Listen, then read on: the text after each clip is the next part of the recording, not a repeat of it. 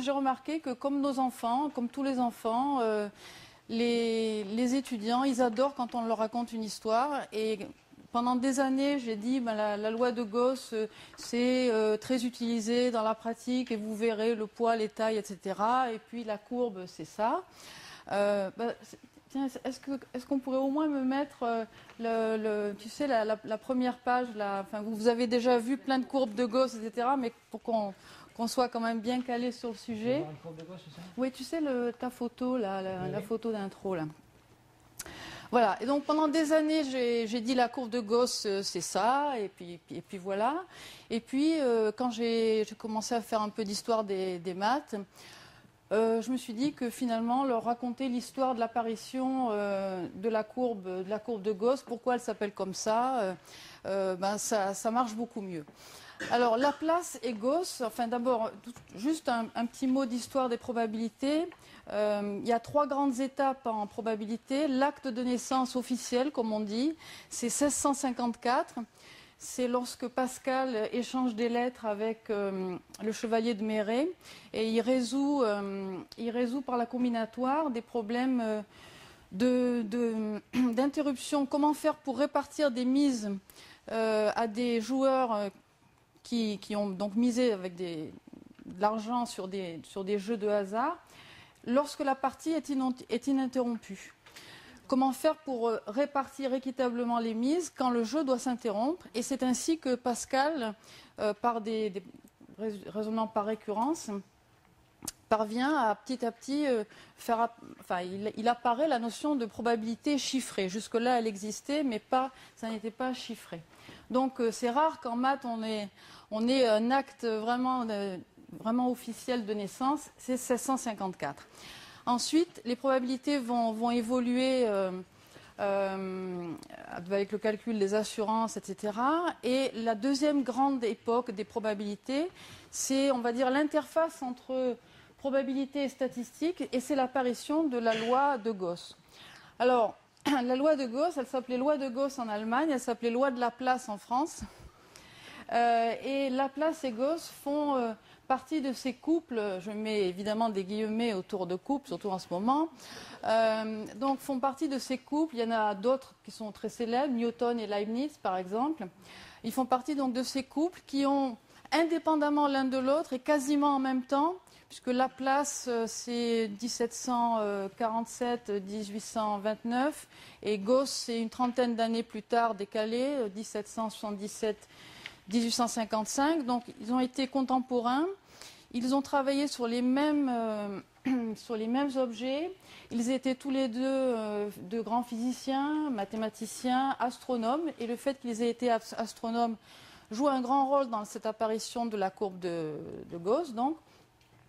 Et donc, indépendamment l'un de l'autre, dans des endroits différents, ils vont... par 2 méthodes tout à fait différentes, je vais essayer de vous les résumer. L'approche de Laplace est un peu plus simple à comprendre que celle de Gauss. Et l'approche de Laplace, la voici, elle est double. Dans un premier temps, je cite mes sources, même ce que Bernard a dit sur la démonstration par la formule de Stirling. Vous pouvez le trouver, le détail, ainsi que vraiment les textes fondateurs de l'écriture même de Laplace, dans un livre qui s'appelle Probabilité pour l'ingénieur de Nicolas Boulot, donc qui est un livre de niveau assez élevé, mais il y a des textes historiques, dont celui-là. Et donc, Laplace, qu'est-ce qu'il fait? Dans un premier temps, il compte les filles qui naissent dans des maternités. Donc, sur 10 enfants, sur 20 enfants, il compte le nombre de filles. Donc, il considère que la probabilité d'avoir une fille, c'est à peu près 0,5, pas tout à fait, 0,49. Donc, le nombre de filles, ben, c'est tout simple, hein, le nombre de filles parmi n enfants, c'est une loi obéit à une loi binomiale. Le succès étant bien sûr une fille. Et donc, il compte le nombre de succès et il va dessiner les bâtons quand n égale 4, quand n égale 10, quand n égale 20, quand n égale 100, il va se rendre compte, donc sans la machine de Galton que vous a présenté Hervé tout à l'heure, il va s'apercevoir que les sommets des bâtons décrivent une certaine courbe qui est vraiment symétrique puisque P est égal à peu près à 1,5. Et si ensuite il veut calculer la probabilité qu'il y ait entre 40 et 60 filles, la probabilité s'écrit la somme de K égale 40 jusqu'à 60 de P de X égale K. Donc c'est une somme de probabilités. Alors il faut dire à cette époque-là, calculer les factoriels, etc., ce n'était pas aussi simple qu'aujourd'hui, bien sûr. Et donc il va chercher un moyen de faire ce calcul. C'est un peu la même idée que l'apparition des logarithmes népériens, c'est-à-dire qu'il va essayer de trouver ce calcul par un moyen plus simple que sigma des coefficients n, k, etc., etc. Et donc il a une idée assez simple et géniale, c'est qu'il dit, après tout, la somme des hauteurs des bâtons, donc vous essayez de visualiser les bâtons de la loi binomiale, donc la somme des p de x égale k, il dit, c'est la somme des p de x égale k multiplié par 1. Bon, et du coup, ce multiplié par 1, la somme des longueurs des bâtons, ça devient une somme d'aires de rectangles dont la hauteur est p de x égale k et dont la largeur est 1. Et alors ce qu'il fait, c'est qu'autour de chaque valeur de k, il enlève 0,5, il rajoute 0,5, et donc ainsi de suite, il a ainsi des rectangles qui sont mitoyens, d'accord? C'est exactement un peu ce genre de rectangle, sauf que autour de chaque valeur de k, il y a plus 0,5, moins 0,5. Et donc, du coup, cette somme, cette probabilité d'avoir entre 40 et 60 filles, ça devient une somme d'aires de rectangles. Il ne reste plus qu'à lisser les observations, comme on dit aujourd'hui, c'est-à-dire à trouver une courbe qui soit la plus proche possible de ces rectangles, et le tour est joué. Et donc, comment il procède ensuite? C'est un petit peu ce qu'a expliqué Bernard, c'est-à-dire qu'il va faire des équivalents. Rappelons-nous que cette époque-là, Stirling, tous ces gens-là sont contemporains.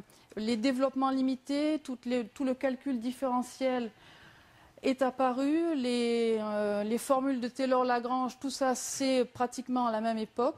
Donc il va se servir des calculs récents, des développements récents de l'analyse, qui est la dernière née des sciences mathématiques. Et donc il va se servir de tous ces calculs-là pour faire son approximation, et il trouve ainsi, donc là je vous renvoie à des choses qui sont assez complexes. Moi je fais parfois certaines mentions de licence, non pas par des calculs de fonctions caractéristiques et tout, mais en faisant simplement un développement limité de ln 1 plus, enfin je dis comme les élèves, logarithme de 1 plus x équivalent à x, on arrive en faisant une petite entourloupe à un moment donné qu'on ne voit pas trop, mais on arrive assez facilement à exponentielle moins x carré sur 2 sans les développements compliqués de fonctions caractéristiques. Enfin donc voilà, et donc Laplace et les bébés. Deuxième approche de Laplace, toujours, il est astronome, il est physicien, il va s'intéresser à des mesures de pression à différents moments de la journée. Et il va se demander quelle est la loi des erreurs de mesure. C'est-à-dire, bien sûr, on ne connaît jamais l'erreur de mesure, sinon on ne ferait pas l'erreur. Et donc l'erreur due aux instruments, due à des tas de choses, à des tas de causes perturbatrices qui font que on ne connaît pas exactement la mesure de la pression. Et il va se demander quelle est la loi suivie par les erreurs de mesure. Et donc il va avoir la première approche statistique du problème, c'est qu'il se dit, je vais faire un grand nombre de mesures, je prends la moyenne, et je vois un petit peu comment ces mesures se distribuent. Et donc, cette approche va être très semblable à celle de Gauss, dont je vais vous dire quelques mots. Donc Gauss était un génie des mathématiciens, comme vous le savez. Lui aussi, il va avoir une approche statistique. Il a mis au point sa méthode de vraisemblance, enfin d'estimation par vraisemblance, qui est, pour dire les choses très simplement, la suivante. Quand on prend une série de mesures, pour estimer un paramètre. Donc vous avez une mesure x1, x2, xn. Comment dire, si vous prenez la fonction erreur quadratique, c'est-à-dire la somme des x moins xi carré, d'accord, cette fonction qui est simplement un polynôme du second degré, c'est très facile de montrer, vous l'avez certainement fait et vous pouvez le faire faire à vos élèves. Cette somme de x moins xi, le tout au carré, c'est une fonction polynôme de degré 2 dont le minimum est la moyenne des xi. Et donc, partant de l'idée que la moyenne minimise l'erreur quadratique, il va poser une fonction de vraisemblance. Alors, une fonction de vraisemblance sur une variable aléatoire qui est un peu compliquée, puisque c'est pas à chaque erreur xi, il associe la variable aléatoire grand xi, c'est-à-dire la même chose, mais sans avoir la réalisation de l'expérience. Donc une fonction grand xi qui est l'erreur numéro i. Et ensuite, il va obtenir ce qu'on appelle un n échantillon x1, x2, etc., xn. Il va chercher la densité de probabilité de ce n échantillon avec le principe de l'erreur quadratique minimum pour la moyenne. Et ensuite, il pose simplement que l'erreur va suivre, disons, une loi régulière, continue. Voilà. Il pose des hypothèses de régularité. Et une fois ces hypothèses de régularité posées, il montre que les seules fonctions continues, etc., qui vérifient ces conditions, sont les fonctions exponentielles moins x carré sur 2. Donc ça, je trouve ça assez miraculeux. Comme disait Hervé tout à l'heure, c'est émouvant de voir comment deux personnages vont obtenir la même fonction par deux approches tout à fait différentes. Et je finis par la troisième grande étape des probabilités. On passe directement au XXe siècle, puisque c'est au XXe siècle, Tchebychev, qui, dans les années 1920, va démontrer la version définitive du théorème central limite qui va généraliser le théorème de Laplace-Gauss.